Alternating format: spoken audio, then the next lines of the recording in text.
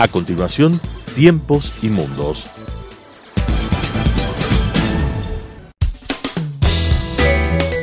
Clasificación A.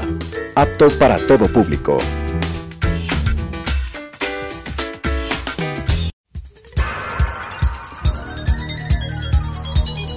Las opiniones vertidas en este espacio por la producción y dirección del programa son de exclusiva responsabilidad de sus autores y de quienes intervienen en ellos.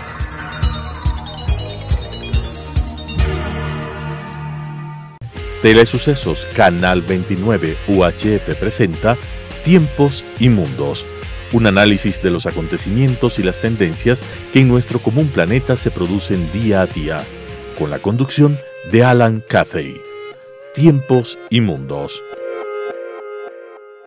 Tiempos y Mundos, hace unas semanas, conversó con René Ortiz sobre la situación que se había generado en el estrecho de Hormuz ante varios ataques a petroleros de origen incierto, aunque presumible. Más adelante se produce la captura de un buque tanque de bandera inglesa, coincidente con la retención en Gibraltar, posesión británica, de un tanquero iraní que, según los Estados Unidos, llevaba petróleo a Siria.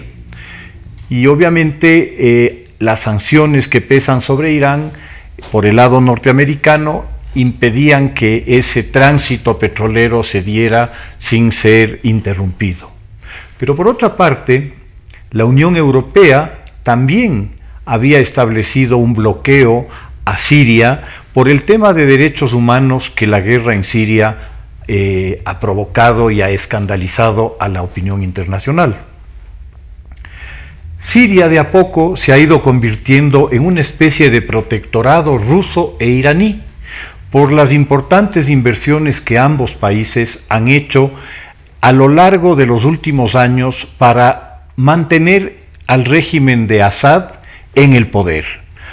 Para Rusia la importancia del tema radica obviamente en su presencia en el puerto de Latakia, al norte de Siria, que le da a su flota la posibilidad de mantenerse largo tiempo en el Mediterráneo. Para Irán, Siria es la zona de tránsito lógico para unir el eje que ha creado Irán desde la meseta iraní en lo que podríamos llamar el costado suroccidental del Asia, hasta el Mediterráneo, atravesando Irak y Líbano. ¿Cuál es el interés iraní en esto? Obviamente la posibilidad de tener puntos de ataque hacia Israel, su gran enemigo, pero también la posibilidad de asegurar este eje que ha creado entre Irán y el Líbano, con tres estados en los cuales hay una importante presencia chiita. En el caso sirio, en el gobierno de Siria, porque Hafez al-Assad es de una minoría que de alguna manera se identifica con el chiismo, que son los alawíes. Y en Irak, en donde la mayoría de la población es chií y está enfrentada contra sus, les deberíamos llamar correligionarios, aunque no son tanto, suníes. En Líbano encontramos la presencia de Hezbollah, que es un grupo terrorista financiado y apoyado por Irán. El enfrentamiento sube de tono cuando la semana pasada misiles y drones aparentemente de origen iraní son empleados en un muy exitoso ataque al corazón económico de Arabia Saudita, como son su refinería, su principal refinería, y uno de los campos petroleros más importantes del país, el campo de Kuwait. El 5% del crudo mundial se procesa en esta refinería y obviamente la detención de la refinería ha significado un impacto importante en la provisión mundial de combustibles, elevando el precio de los combustibles significativamente, en un primer momento hasta en un 20%, aunque luego se fue reduciendo. Los rebeldes hutíes del Yemen en conflicto con Arabia Saudita y que gozan del apoyo político, religioso, pero sobre todo logístico de Irán, inmediatamente se adjudicaron la autoría del ataque. Sin embargo, los indicios que se tiene respecto de los vectores de ataque de los misiles hacen dudar sobre la afirmación hutí, pues al parecer estos no llegan desde el sur, como cabría pensar si es que los hubieran lanzado hutíes, sino del norte o del este. Esto ubicaría su origen en Irak o Irán. Más allá de la discusión académica, la evidencia indica que los misiles son iraníes y han sido disparados o por Irán o por proxies suyos en Yemen o Irak. Tanto Arabia Saudita como los de Estados Unidos han expresado su seguridad sobre la responsabilidad iraní en el ataque, con las implicaciones que esto significa en la escalada del conflicto, al extenderlo a los propios estados enfrentados indirectamente en el mismo, es decir, a la Arabia Saudita y eventualmente a Irán. El tema, como se comprende, por la importancia que ya habíamos establecido del estrecho de Hormuz y en general de lo que podríamos llamar el Oriente Medio petrolero, para la economía del mundo es absolutamente esencial. Nuevamente, con René Ortiz, que es un experto, diría yo, el más experto aquí en el país en temas de petróleo, por su experiencia, por su paso como secretario general de la OPEP, para conversar sobre los riesgos y las implicaciones que estos ataques tienen para el mundo. Bienvenido, René, como siempre, tu casa. Muchísimas gracias, Alan. Qué linda presentación. Formula un resumen histórico de la crisis del Medio Oriente. Parecería que la crisis solamente estaría relacionada con el petróleo, pero no es. La crisis tiene connotaciones históricas, connotaciones religiosas e inclusive connotaciones políticas que yo quisiera adherir a ese espectacular resumen que tú has formulado, y es el panarabismo generado entre Egipto con Gamal Abdel Nasser como el líder egipcio que derrotó a ISIS, al rey, ¿no?, de Egipto, y que formó el panarabismo, pero un panarabismo asociado con la Unión Soviética. O sea, identificado, apreciado por estos líderes como el movimiento natural de la humanidad hacia un socialismo, ¿no? Entonces, te decía, es una excelente forma de plantearlo para entender los últimos sucesos, que es probablemente la razón de mi presencia aquí. Y bueno, pues el resultado es que en los mercados especulativos naturalmente se da la primera reacción, ¿no? Y los mercados especulativos son mercados de futuros. En los mercados de futuros están apostadores. Los apostadores comienzan a apostar, están registrados por supuesto, tienen reglas del juego, y comienzan a apostar a las 8 de la mañana y terminan de apostar a las 4 de la tarde, y mientras esto sucede se han formulado propuestas, cotizaciones, se han tomado posiciones por encima de lo que naturalmente en el mercado ocurre. Se dice que puede multiplicarse hasta por 100 veces. O sea, el volumen que supuestamente, entre comillas, se transa ahí es altísimo. Pero todo esto es especulativo, hasta que no ocurre el delivery, la entrega, que es a 30 días, a 60, a 90 días, en donde realmente se materializa el volumen que el comerciante, el trader, ha cotizado, transado en el mercado de futuros. Entonces, la reacción por eso se dio inmediata. Y es así, porque el mercado se pone nervioso. Los compradores dicen, primero los que están con mucho crudo y que compraron caro, dicen, este es mi momento y voy a vender. Los que están esperando hacer dinero en el mercado especulativo, esta es mi oportunidad de comprar. Y si yo compro primero a las 8 de la mañana y logro vender a las 12 con una ganancia, ha sido mi día. Porque esa ganancia sí se paga, aun cuando no hay el delivery, la entrega. Esa ganancia sí se paga. Entonces, al día siguiente, el mercado también reacciona. Y reacciona en función de lo que aparece en noticias. Porque estos mercados se mueven con noticias. ¿Cómo no? ¿No? Y en noticias aparece que el Reino Saudita anuncia, dice, ya hemos logrado controlar el 50%. ¡Wow! El 50% de ese volumen que quedó suspendido por el ataque, ya es un montón de barriles, pues, ¿no? Y si a eso le suman todos los stocks y todo lo que está en tránsito, bueno, pues esto era ya una medida de tranquilidad. Pero dice, y además en las próximas semanas o próximos meses está listo todo.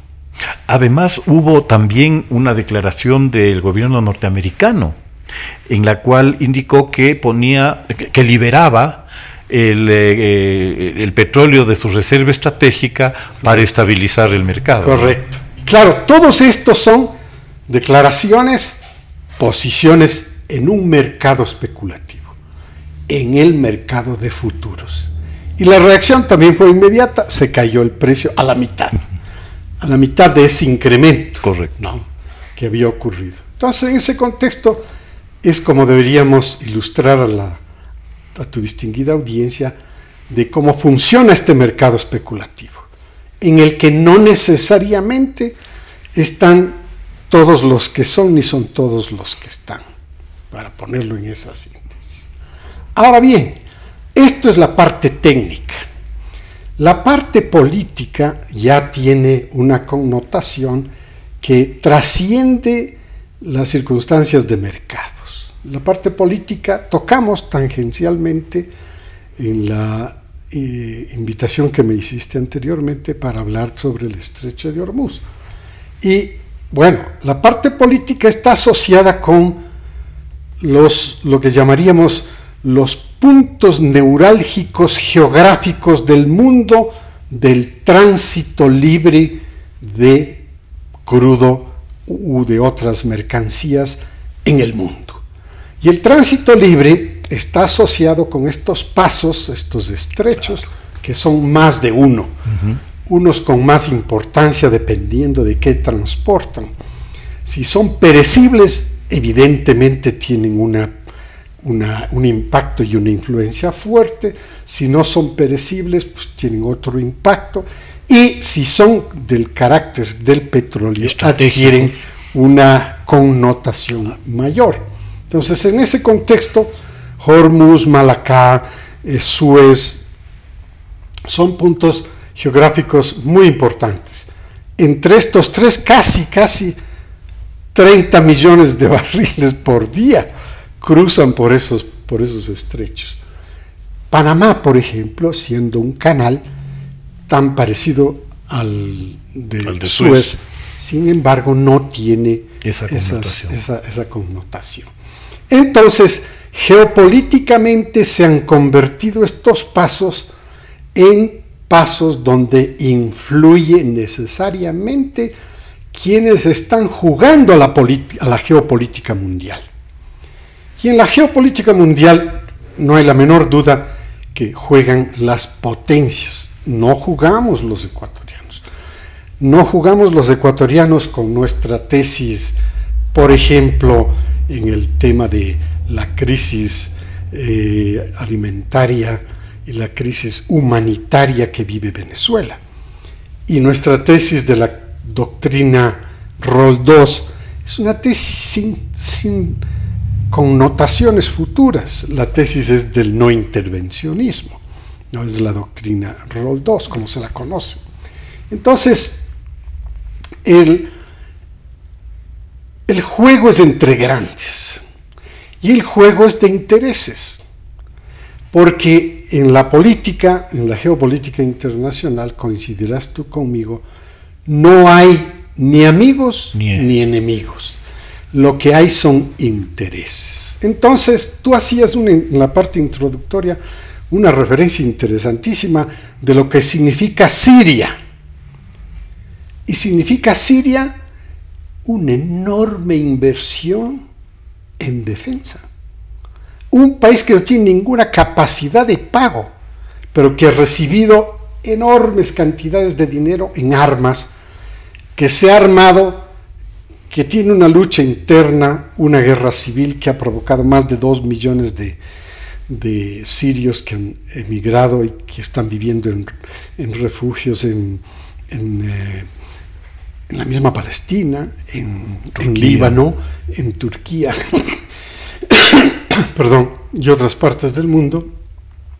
Inclusive han podido llegar a las narices de Europa y han generado serias confrontaciones políticas, discusiones serias sobre ese tipo de migración, con otras derivaciones, como por ejemplo el racismo, como por ejemplo la religión. Todas estas van cada uno con sus propias dimensiones. Entonces concluyo esta parte diciéndote que a la final son inversiones rusas, son inversiones iraníes, son inversiones chinas, cuando entramos en el otro eje famoso que anda promoviendo China, que es la nueva ruta de la seda, y a la que inclusive hemos escuchado, curiosamente, que algunos países africanos se han sumado. No, la ruta no va por ahí. Que se sepa al menos. No, la ruta es directamente al corazón de Europa. Así es. Y tiene el objetivo, el corazón de Europa.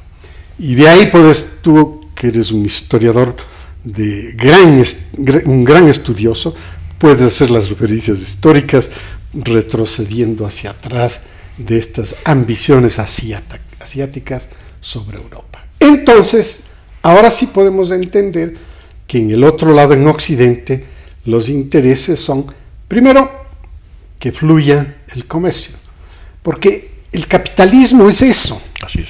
Es dinero, tiene que robustecerse en esa forma. Además, evidentemente, el comercio es la alternativa de la guerra.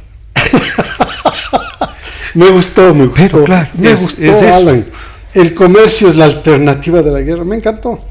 Y entonces, ¿qué diferencias de apreciaciones entre unos y otros? De estos que están, en cierto modo, geopolíticamente interesados en esta región del Medio Oriente.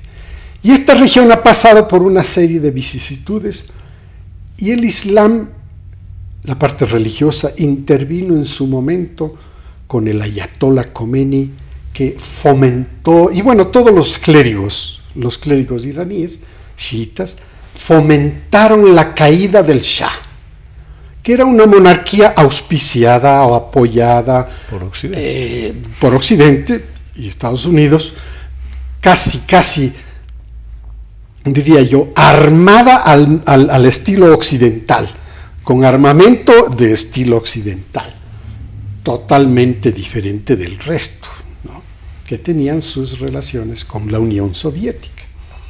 El resultado de la caída del Shah dio origen a lo que los clérigos iraníes llamaron la Revolución Islámica, y le cambiaron de nombre al país.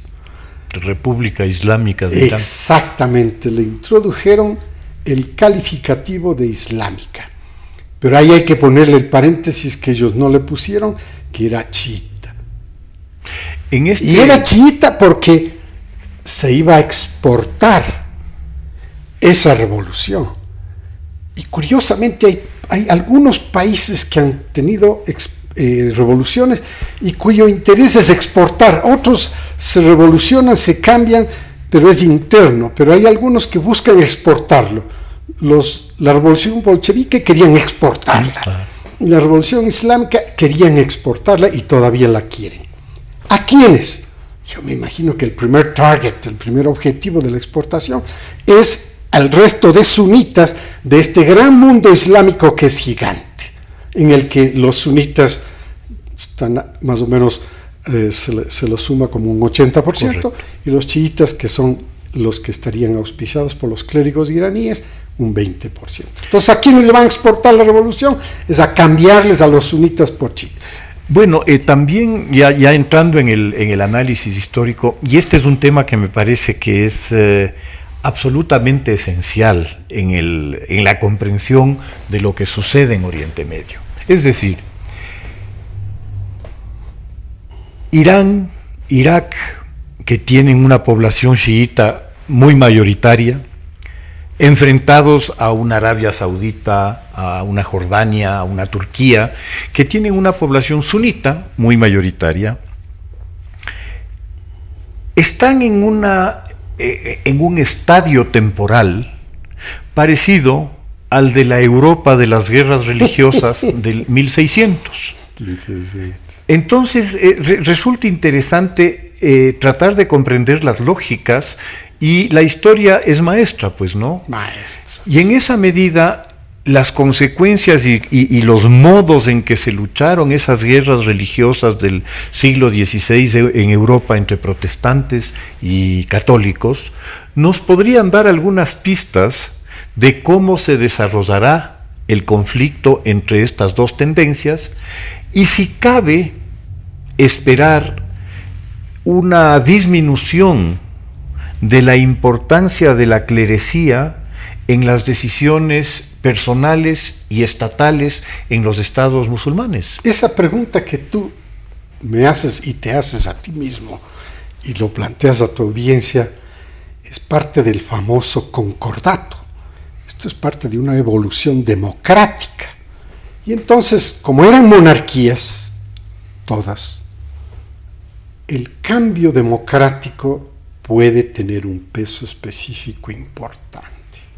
Y yo le he visto esta evolución en el mundo islámico sunita del Golfo Pérsico, con estos emiratos, que son monarquías, en los que se ha abierto una ventana, una especie de, entre comillas, parlamento. La diferencia con Occidente es que estos parlamentos no son electorales, designados, sino que son designados. Bueno, es un paso, digo yo. No tengo razón para criticar con qué ritmo debe ser el cambio, ni cosa por el estilo. Tú así lo planteaste, ¿será o no será parte de una solución la democracia? Y es. El más difícil, evidentemente, Saudi Arabia, que es el custodio del Islam sunita, de los lugares sagrados y de los sitios sagrados como la Meca, Medina. Entonces, como custodio, probablemente tiene otro ritmo de cambio. Pero recientemente estuve ahí y vi también ese movimiento que lo vi en Kuwait, ya lo vi en Arabia Saudita. ¿Tú percibes ya, que hay ya lo vi. una apertura? Sí, ya lo vi. Primero el Parlamento, este Congreso, Asamblea, como lo quieran llamar, pero todavía no electoral, sino designado. O sea, va por el camino, digámoslo así, para entenderlo. El lado de esta parte del mundo, noreste, con Siria y Egipto, se alinearon más y se llamaron fueron los líderes de la fundación de los no alineados, de países no alineados dentro del concierto mundial, para separarse propiamente de las potencias soviética y Estados Unidos. Entonces, estos adoptaron una forma socialista. El Ba'ath es el partido político más, digamos, laico que tiene el mundo islámico chiita y sunita combinados en Irak. Y el padre de Assad era uno de los líderes conjuntamente con Gamal Abdel Nasser en Egipto.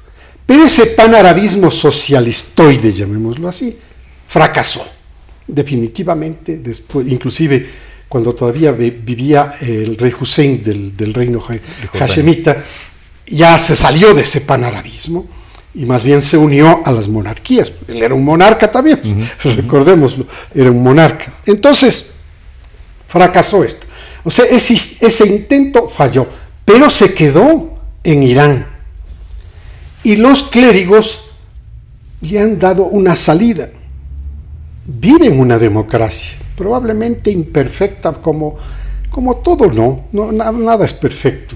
Pero ahí hay elecciones. Rouhani es elegido a la final.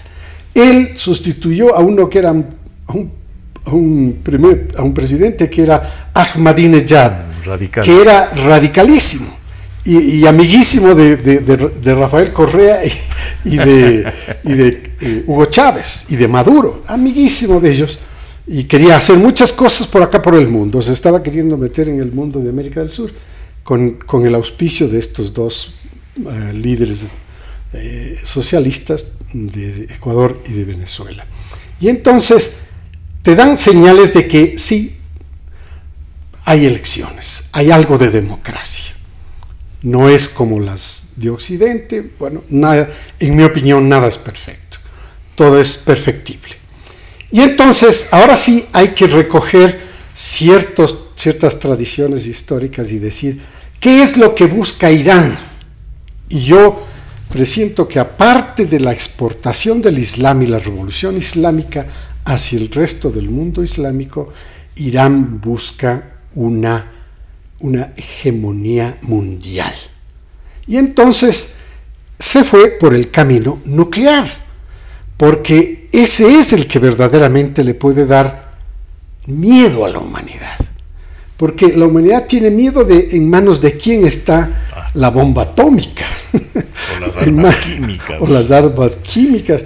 A la humanidad le da miedo de eso, ¿no es cierto? Entonces, probablemente eso es lo que causó temor, y mucho temor en Europa, que llevó a los líderes antes de la administración actual occidental, toda, la de Europa y la de Norteamérica, a buscar un entendimiento con Irán.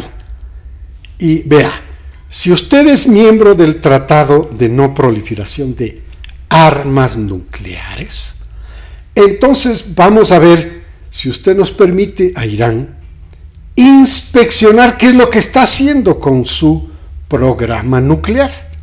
¿Por qué? Porque hasta ese momento, hablemos ya de la parte final 2014-2015, la parte final dice, déjenos inspeccionar. Tenemos una organización de Naciones Unidas que está manejando estos temas, especialmente, y que tenían un título lindo antes, no sé si te acuerdas tú, Átomos para la Paz.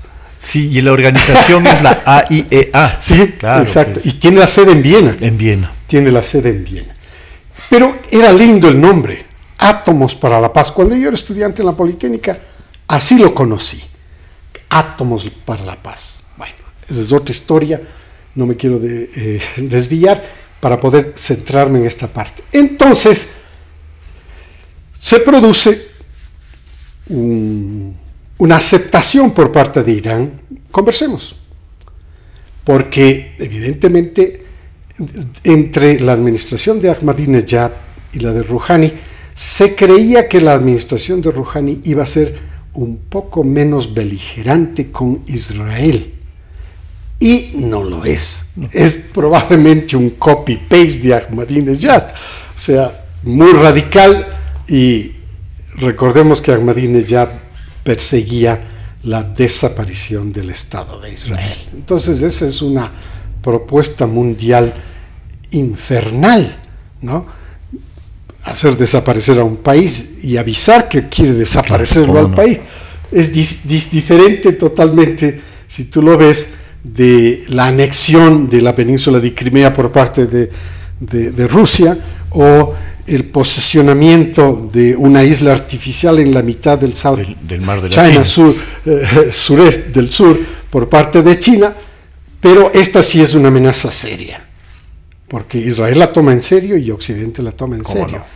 Porque Irán sí es una potencia intelectual, es histórica, tiene recursos, etc. Así es. René, ya estamos sobre el tiempo y te quería proponer, porque este es un tema tan interesante y complejo, que nos comprometamos a hacer un programa la próxima semana para analizar un poco la historia de Irán y entender la diferencia entre persas y árabes, que es uno de los temas de fondo también, además del chiismo y el sunismo.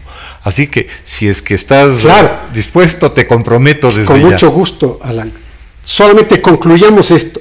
Llevó este entendimiento a un compromiso.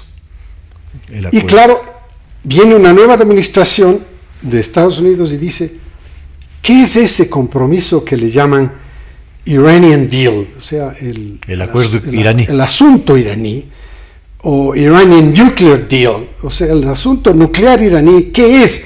Porque revela el asistente del Departamento de Estado que no es un tratado, que tampoco es un acuerdo ejecutivo, que tampoco está firmado.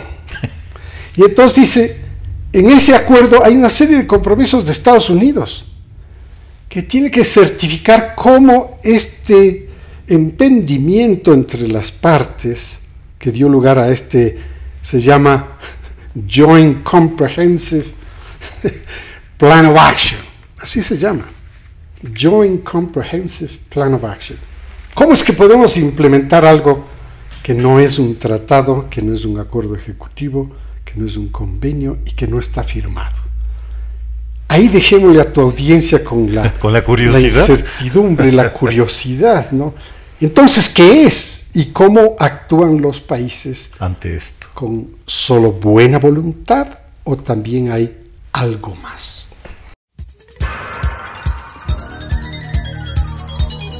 Las opiniones vertidas en este espacio por la producción y dirección del programa son de exclusiva responsabilidad de sus autores y de quienes intervienen en ellos.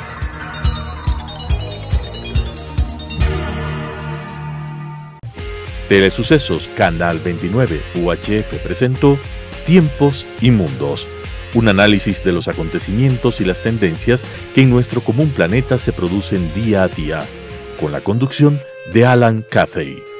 Tiempos y Mundos.